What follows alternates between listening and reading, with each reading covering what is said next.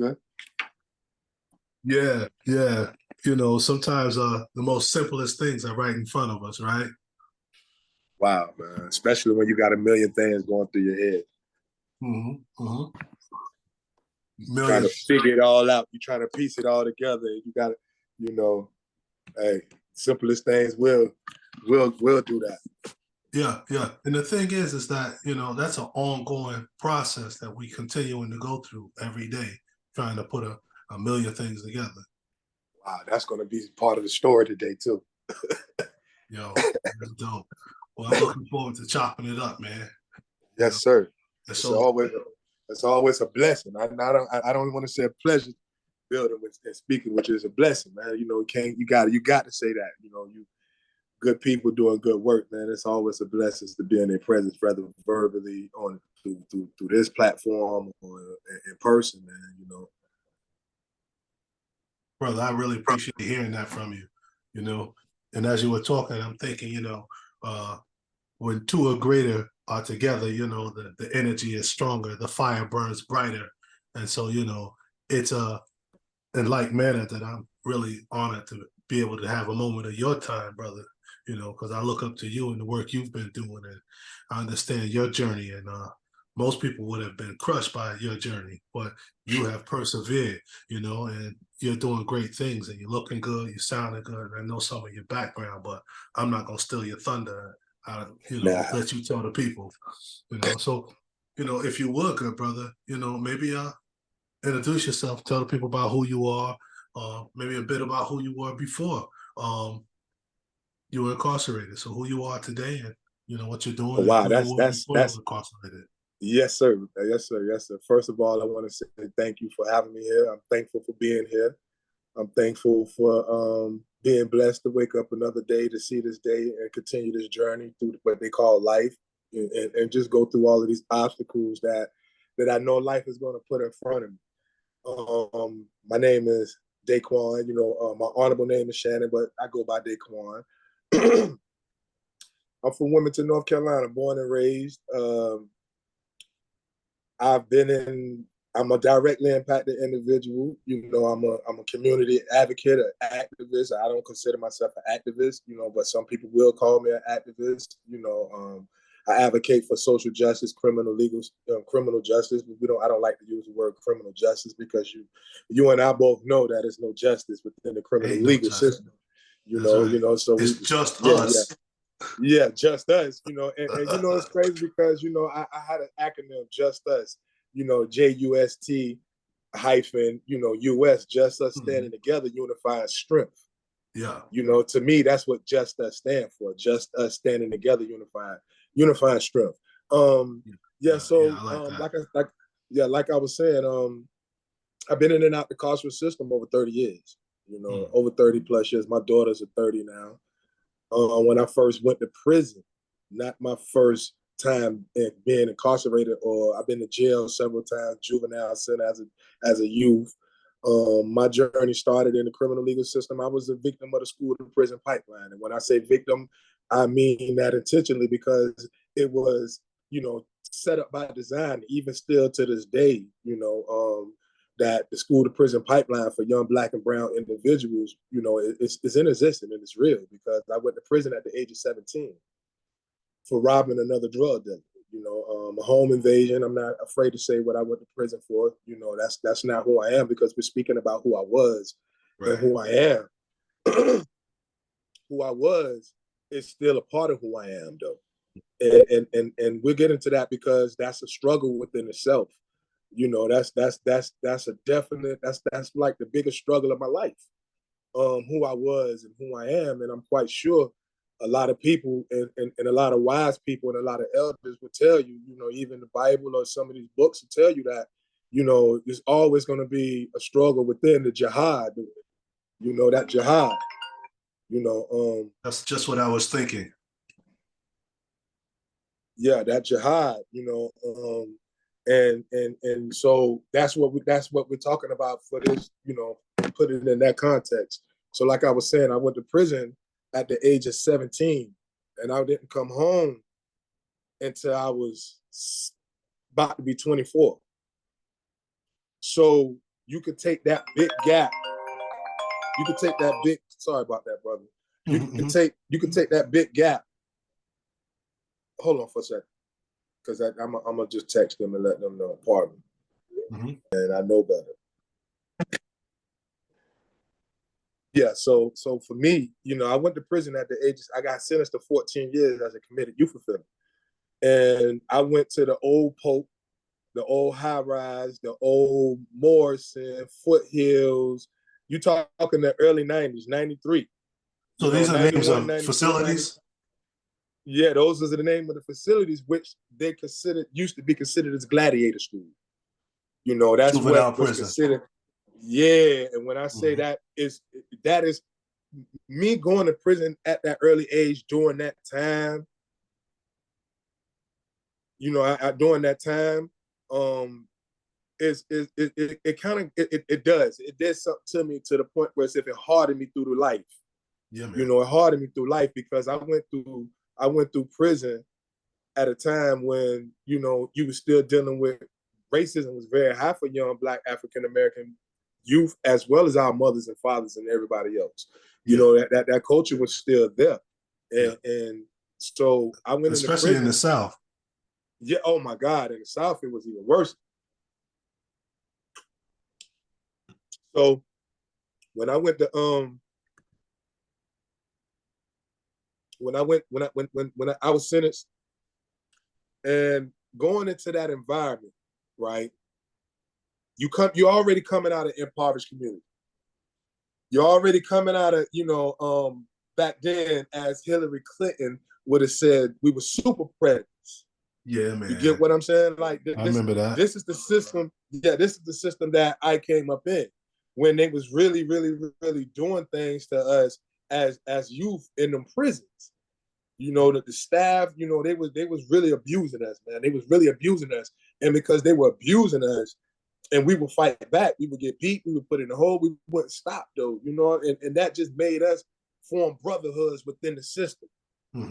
You know, we formed brotherhoods within the system, not predominantly for other individuals that were in there, but to go against the system.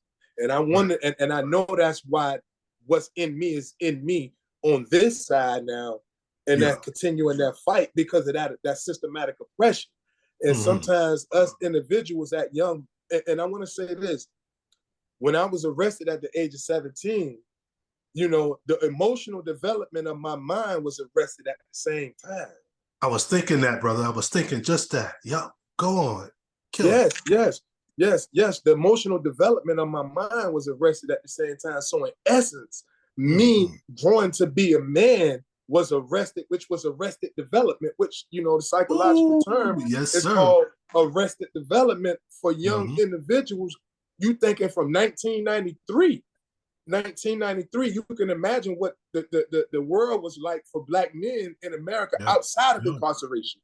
So when you got a bunch of young individuals that you consider to be super predators, you know, when you consider us to be super predators and you sentence us to a term of imprisonment and we have to go into these institutions, you begin to treat us like super predators while we're in there. Because now you have the authority to be able to govern us in anything that we do. We don't have no autonomy. We have no say-so on anything dealing with us. Now you, at this point, from 17, you, a white individual predominantly, yes, a white individual who exercised white supremacist mentality on us was making decisions for my life. Yeah, man. You know what I'm saying? So they were making these decisions for telling me what I can and can't do, where I can and can't go. Your job was not to punish me. Because the correctional institution is not punishment. It's not there to punish you. The system punished me. Your job is to correct any behavior that I have. Not just contain it. Yes, but not to provoke it. You get what I'm coming from? And that's what they did majority of the time. They provoked it. Like it's only so much abuse you think we're going to take from you. And for us not to step up. You know, some of us still carry the torch and the blood of our ancestors, the Nat Turners, the Denmark VCs. Some of us had that blood in us, and I know damn well I got it in me. Yeah, I'm kind of rebellious when it comes to authority, and that kind of messed me up. See, these are the psychological traumas and the impact of imprisonment that youth have to deal with carrying into adulthood. Absolutely. And you hit it on the head. It's trauma. It's trauma and it's arrested development. And the trauma causes the arrested development. And so we come out socially and psychologically behind Messed the up. 8 ball, so to speak. Yeah, just messed up. And then when we have to go to solitary confinement, you know, especially again at a young age, we know that just that experience causes parts of our brain to stop working, man. You know, so it's heavy, Yes, man. And it's yes. something that, brother, you are, you know, swift as you are, considering how many years you went in and out of that place. You know, you sound like a college professor out here, you know? But but here's what people don't know, right? To this day, and I'm gonna come back to this. For the Mhm. past 2.5 years, almost 3 years, I've been suffering and dealing with a lot of emotional disorders that I came home with unchecked. That now, see, when you're like, I'm gonna say this right here. My mind, and what I was saying, my mind as a young individual at 17, I had to learn how to be a man in prison. Like, I Yeah. had to grow up in prison, Mhm. around men in Yeah. prison. You Yeah. know, like, yo, you gonna be a man in here. You're not gonna be anything other than a man. And sometimes that stuff just makes you a hardened man. At least You this understand? version of a man, what prison defines Yes, as a yes, man. yes, And yes. when we It see does that, something. and when we step back from that, yeah, it does something because we realize that the way prison defines manhood is damaging to everyone who's involved with this individual, including the individual himself who's living out this hyper masculine manhood. You know, And here's the catch to that. If you don't subscribe to that, the you suffer, individuals you who die. don't subscribe to that, that's for survival. That is not Yeah, to I make know. yourself be something. You don't want to be this. Like, I a lot of us know. didn't want to be that. A lot of us didn't want to. I don't want to be over aggressive, hyper aggressive, like I'm talking now. I Hyper have a problem vigilant, with that. With all the, of that. yeah, hyper vigilant. I have a that's post incarceration syndrome. Listen, That needs man, that. Man, you are talking my same experience. Yo, bro, I've been out for over 25 years. I'm still having nightmares. I'm still having fights in my sleep. I'm still seeing people get murdered or injured. You know what I'm saying? All kind of stuff, man. Not to mention, I got So, physical ailments that's related probably to my man, incarceration.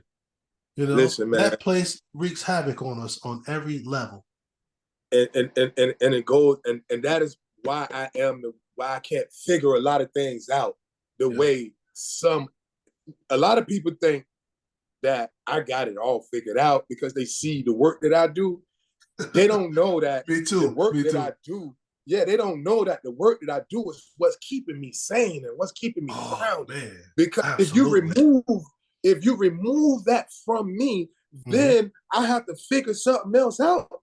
Yeah. Then Yeah. I'm lost. I'm Yeah, lost. man. I'm lost. Yeah. And then I get discouraged.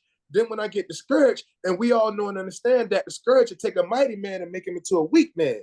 You get what I'm Absolutely. saying? So Start now making you bad got decisions. yes. And then you stop adapting to self-destructive behavior, causing Mhm. you to drink. That's what I call it. Causes Mhm. me to do. Like, when I get mad, I get angry. If I'm going through something, and Mhm. I go to work all week. When on the weekend, I want to sit down. I want to have me a drink. But I'm not the dude that can have me a drink and then I could go and I can be cool, but just don't get out of line with me. No kind of way. You know what I'm Yeah. saying? Yeah. So Yeah. Yeah. yeah, just don't get out. And it's not intentional.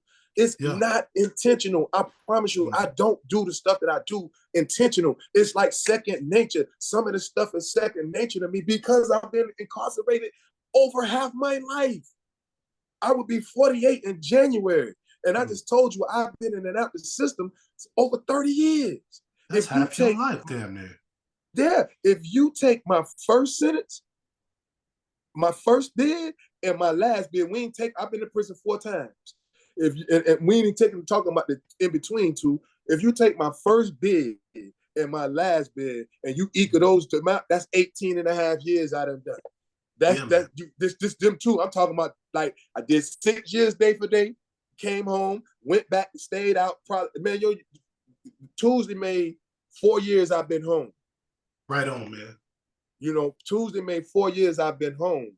That's what's And up. I haven't seen the streets a year straight. since 1990. Wow, bro. Wow. Without being incarcerated, without being on the run, without being out on bond, or without being in jail serving a little 45-day sentence for trespassing because you couldn't be in the projects back in the days if you had a drug charge. So you couldn't even go visit your family, your mama, your sisters, your kids. You're liable to get locked up. Yeah, you're going to go to jail. They're going to give you 30 days for that. Yeah, ain't that some bullshit? You can have a job, and then you get 30 days. Now you get out, lose your job. That's going to be even more discouraging. It's crazy. Man. But yo, let me ask you this, though, Daquan. At what point was the turn for you? When did you start deciding, look, man, what made the difference? When did you make these decisions to yourself, man, I ain't going back? That's a good question, bro. That's a good question. When I was sentenced to 262 months in federal prison for giving somebody a free half ounce of crack. And I told him I was going to throw him something else. And they was and they rushed. I was getting ready to give it to him, but they rushed, and my hustler instinct kicked in. And I realized something went right. So now they did the math, and everybody telling me that he ain't right. You get what I'm saying? Yeah. So next thing you know, bro, I had the first African American bookstore before I got incarcerated. I had a bookstore. Like, how many dudes you know from the streets? Like, I don't like to make it seem like I was the toughest, ruthless, toothless, toucan Sam, gangster, killing and murdering and drug dealing and just trying to get some paper in the streets, right? Yeah. But however, I am somebody where I'm from, and I am somebody that's been in them streets, that's done a lot of things. You get what I'm saying? And I'm not proud of it. I'm not proud of none of the things. I am very respected. I can go anywhere I want to go. I don't have no problem. It's just when alcohol and all that get involved, that's when the issues come out with me. You know, I know what's in me. I know I don't need no other man, no other man to tell me who I am. So once I began to get in prison, when I went to prison on my last bid, them people gave me all that time, 22 years, man. Them people gave me 262 months. They gave me a career offender. And they hit me, and then they didn't just give me the career offender, brother. They hit me with the 851 enhancement on top of the career offender. You know why they did that. You know what I'm saying? We all know why they did that, because when you don't do what they want you to do, they do what they want to do. Yeah, you get what I'm saying? So so they ended up giving me that. So I'm sitting in prison, and when I got to Williamsburg, South Carolina, when I first got to the first institution, I had a whole lot of homeboys from my city at that prison. One of the dudes that was at that prison had his hands into everything there. So he pretty much was, that guy. And when I got there, first thing he told me, he said, he gave me what I wanted, what I needed, the care package and all that, and we walked. He said, man, I've been locked up 15 years. He said, you a hothead. He said, I already know you're not going to let nobody get out of line. You ain't going to let nobody do this or do that. I already know how you rock, how you get down. All these dudes that they've been waiting to talk to you. We had like 14 homies, all of them looking for you to lead them. And now, and I don't want you got too much time. Don't get mixed up with them dudes, bro, because you're going to be at the USP and them dudes can't go to the USP. You understand what I'm saying? He said, go get in that law library, man. Get home. Fight your way home. You ain't got nothing else coming to you. So from that point, next day, I got up. I went to the law library. And every day since then, I've been in the law library. Everybody know. And I'm not going to say I didn't do my dirt. Yeah. But if you wanted to do dirt with me, you had to do it in education. I'm just saying. Right. So, let me ask you this, though. This library. So you got to come over there. You got to come over to the library if you want to do what we're going to do. Yeah. But let me ask you this, though, Rob. Let me ask you this, Daquan. What made you take his advice instead of saying, man, whatever, and went on and led the homies? What made you take his advice? Because, like I said, that was my fourth time in prison, and I was 33 years old when I got sentenced to that. I got sentenced to that. I was 33. You was approaching pop status. Yeah. So if Donald Trump wouldn't have signed the First Step Act, I still be in prison right now. Because I was under the 100-1. What the First Step Act did was it made the 18-1 fully retroactive for everybody that was in there under the 100-1, whether you had the career offender or not. Because that was what was stopping all the other ones. Because I wasn't sentenced to my drugs, I was sentenced as a career offender. So that's just the why fact I could that never you keep get offending. that's why I could never get none of the other crack, the 2007 crack law, the all drugs -2, the 2-level reduction, all of them laws that was coming out. I couldn't get it because I wasn't sentenced to my drugs. I was sentenced as a career offender with the 851 enhancement. So any one of them laws that come out, if it's not fully retroactive for individuals like myself, then it wasn't going to work. So when Donald Trump signed the First Step Act in, it made it fully retroactive for individuals like me. Man, I got a lot of partners, man, that like my brother, I got a brother, he just did 17 and a half. It freed, he been home a year. It freed him. I got another brother, like all of us, like it seems like everybody that was doing time during that period that was bonding with each other. So now all of us are home now. Every last one of us are home now. So, but what really made me not go that route, because I ain't never been stupid. I mean, I always been I'm not gonna say I always been an intelligent kid. Right. You know, I just had behavior problems. And most of my behavior problems were because of the things that were going on in my home. The things that I saw. My mom's was on drugs. You get what I'm saying? And she wasn't a crackhead out in the streets, walking the streets. She was, you know, in the closet, a closet smoker. You know what I'm saying? And I love that woman to death. She taught me how to survive. That woman taught me how to be a man. They don't make women like my mama no more. You understand what I'm saying? Like, they just don't. And the women that's here from that era that needs to be respected and cherished and loved every day, because that's where your wisdom got to come from. You get what I'm saying? You have to go to them, and that's who made me a man. My mama, my grandma, them made me a man, because they wasn't gonna allow me to be anything other than that. You get what I'm saying? So when I had to make that decision on whether I'm gonna get involved in this prison stuff, or am I gonna take this turn and turn my life around? It was my best friend mother, the one that I just told you, he got sentenced to 30 years. I got sentenced to 22, and he has already been locked up like 4 years before the feds got me. They was trying to get me when they got him, but I just didn't do nothing. They couldn't get me. So she told me one day when I was talking to her on the phone, and I'm like, Mama Love, what's going on? She said, boy, I'm gonna tell you like I tell my son. She said, you just like my son. She said, that time ain't yours unless you accept. She said, you get in there and you find your way out of there. And I knew the only way for me to get out of prison was to go in that law library, man. I had to look at my case. I had to go into my case. I had to study everything. Even if the case, I didn't even know how to get on the computer. I didn't even know how to read case law. I didn't know how to do this. I didn't know how to do nothing. I was completely illiterate to anything when it was like learning Spanish. But my life was on the line. Yeah, but my life was on the, that's the key. When I learned that law was all based on the language, and that the word use and of and all of those things made a difference when it came to that statute.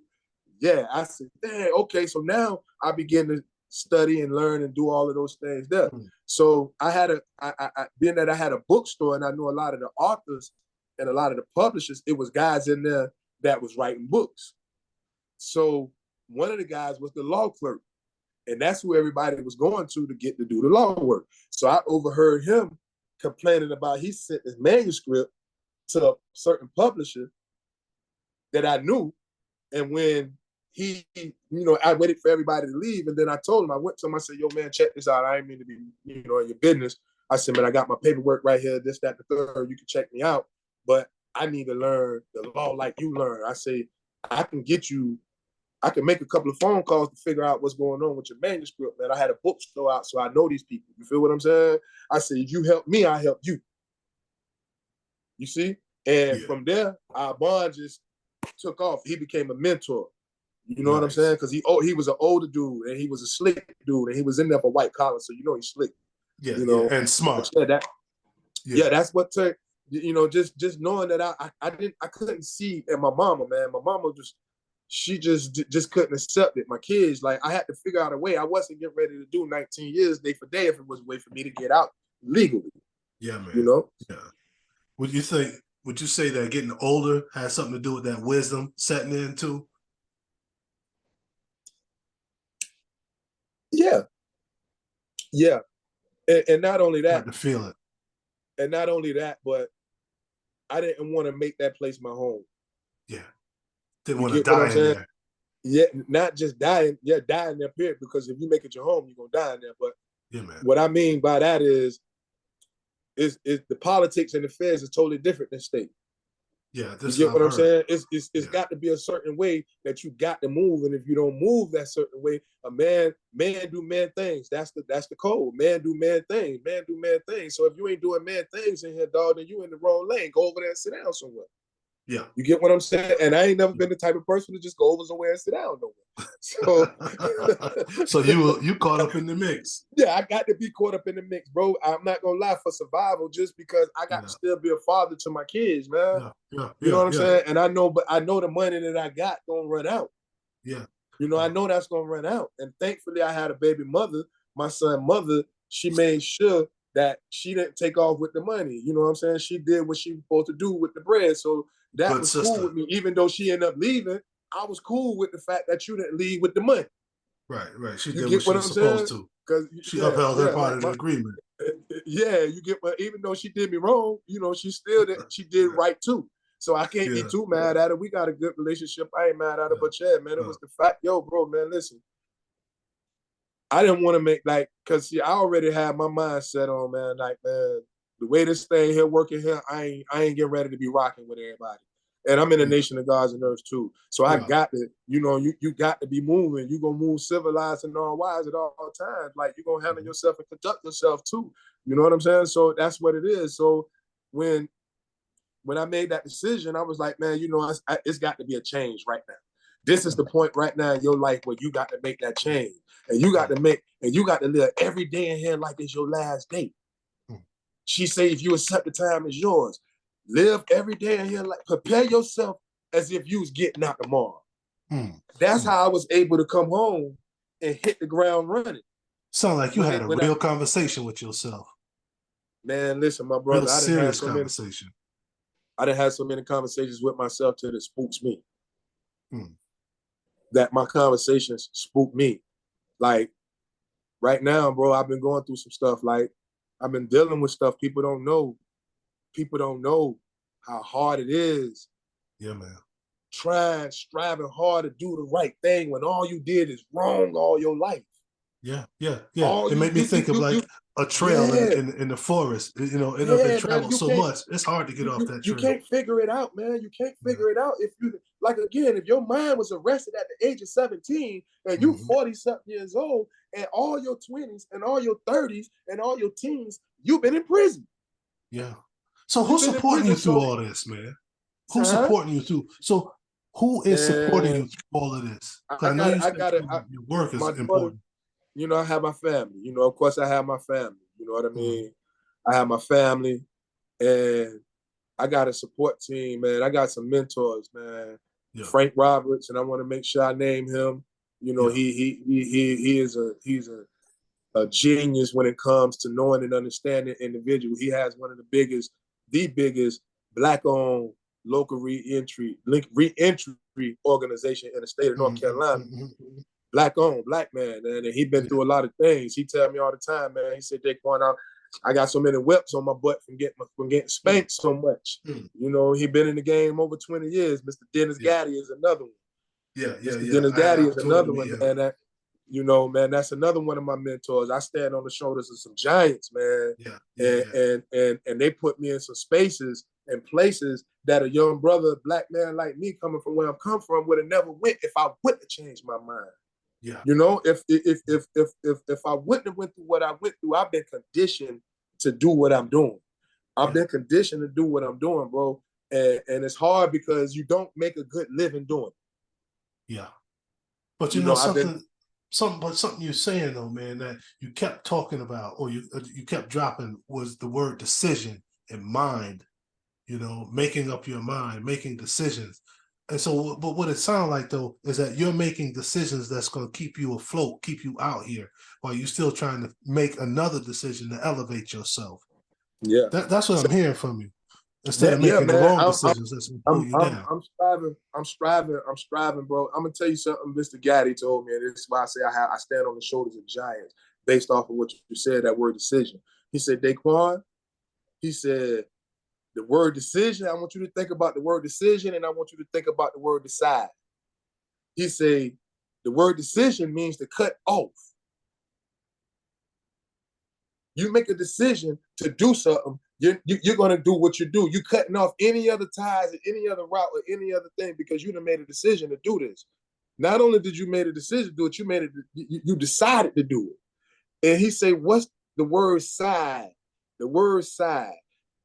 What does they all have in common with homicide, suicide, pesticide? Means to kill off. Means to kill off. Once you decide to live every day of your life as this is the best life, then you kill off all of the other thoughts and you kill off all the other avenues for you to do what you're supposed to do. He said, Daquan, every man is a fool and a king. It's the one that you call on will be the one that's going to appear now. Come on now. So when you call on that fool, when you call on that fool, be expecting to get what a fool get when he do what he do. But that king gonna move as a king do. And that king has to seek counsel. All kings have to seek counsel. So that's what I do, man. That's my support system, man. You know, and I'm gonna say this here. I had a good woman, you know, but these psychological damages that prison done to me, it makes it hard for you to trust. You understand what I'm saying? It makes it hard for you to trust people, man, because you done been wrong. You done been doing, people that left you, people that did this and that to you. You know, it's a whole lot of, man. And our women go through a lot dealing with us. They go, man, our women go through a lot of stuff dealing with us, man. Yeah. Man, listen, let me tell you something, man. The women go through a lot, especially when they love you. Yeah. Especially I know I put my wife through hell sometimes. And I take my hat off. It's all because of that trauma you talk about. Any woman, it takes a hell of a woman to deal with me. I'm gonna be real with you, bro. I'm a good man. I ain't on no BS, but I got some stuff in me that I need healing. I need to heal. And I was just explaining this to somebody. Like I said, man, it's hard trying to live a new way of life when all your life you've been living a wrong way of life. And then get this right. Now get this. We ain't even do wrong right. Because there ain't no way to do wrong right. So why would I go back there? Yeah, I wasn't even, no matter how successful in my mind I thought I was, because I can get money and I can take the money and go over here and think I'm creating, cleaning the problem, but I'm building resentment. I mean, people building resentment in themselves to me because I'm not giving them what the value of who I am and who they are. I'm not valuing the relationship. Yeah. You understand what I'm saying? And that's what's most important. Those relationships. Yeah. So I was, with me, bro, I'm in the process of right now, I'm learning how to love myself, which is something I've never ever in my life knew. I was powerful. I was not taught. I was not taught how to love myself. I was never taught self-care. Yeah, we taught to take care of ourselves as far as taking, you know, the hygiene and the looking good and the having the nice things, but internally, I was never taught to take care of self because my parents, they were so busy teaching us how to survive in a world that they knew was so damn cold. Yeah, man. They knew they went, because my mama would tell me all the time, your mama ain't gonna always be here, so you got to do such and such and such and such and such and such and such and such. She love us. She gonna make sure we eat before, you know, mother's gonna do what mothers do.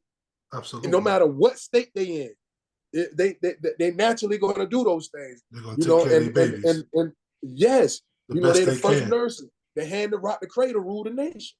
You understand what I'm saying? Come on. So, man. So you know, when it came to that, man, it was just like, for me, man, we was not taught that love. We was taught survival out of love. Yeah. You know, taught survival out of love. This So is there was what I some was vital taught. connections missing, and that's Yes, making this is what I was core taught. relationships. Yes, sir. Take care of your family. Take care of your friend. Take care of your people you love. Listen to this. Take care of the people you love. Take care of the people you love, and everything gonna be all right. You take care of your kids. You do this. You accept the woman. You accept the kids. You do this. You do that. You take care of your family. You make sure your family here straight. You the leader of this family. You do what leaders do. Nowhere in that were you to love yourself first. It wasn't until I came into the nation of gods and earths where within the supreme alphabets, self a savior. Knowledge born, the 19th letter. Self a savior. You get what I'm saying? Save self before you can save others. That's where I messed up coming home from prison, bro. Because when I came home from prison, I was so busy trying to show the world and I'm different, because I knew everybody just knew I was coming back out here to get involved and be into what was going on and be out here with the guns and the drugs and the this and the that, partying, bullshitting all over the world, doing dumb stuff that ain't bringing no value to me. Yeah. They just knew that. So I had to come home and I had to feel like I had to prove a point to everybody. So I was giving my time, my energy, my focus, everything to everybody outside of myself, to the world, to everybody. And when it was time for me, I was empty. And that's when I began to realize something was wrong with me. Something is wrong with me. I'm always angry. I'm always aggressive. I'm always paranoid. My anxiety always kicking in. I'm just starting to learn about depression. You get what I'm coming from? So all of this stuff, I'm telling myself negative thoughts. I don't know how to erase the negative thoughts. All of this is because of learned helplessness from being incarcerated. Yeah, man. And the impact of being incarcerated, I think, is going to last a lifetime. And so we're probably going to have to be in and out of therapy or in and out of, pro-social relationships. That's going to be long lasting and helpful, man. And it's sad because... Listen, man, we coming up on about a minute left on our time. So what we can do is we could either sign out and jump back in, for another 15 minutes or so to wrap up, or we can pick another time to finish up. That's on you, my brother, what you want to do. I'm on your time. Okay, brother. Let's sign out right now, get right back on the same link, and we rock for another 15 minutes. That's a bet. All right.